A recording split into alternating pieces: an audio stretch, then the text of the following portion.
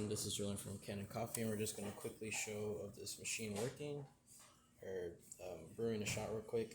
This is a warranty repair that we had brought back in because of lack of pressure in the brew pin.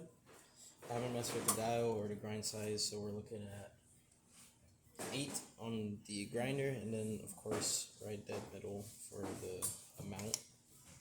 Using a pressurized basket. I'm going to quickly tamp it flat. Clean it off so I don't get a lot of coffee particles in here. And we're just going to quickly brew. Double.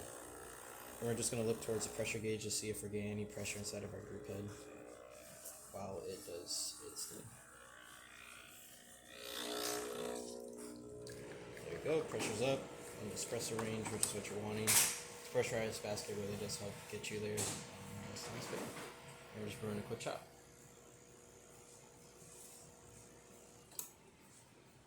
And then quickly moving this out the way, relieving this, and then running some water to clean out the brew head. As you can see, everything working well.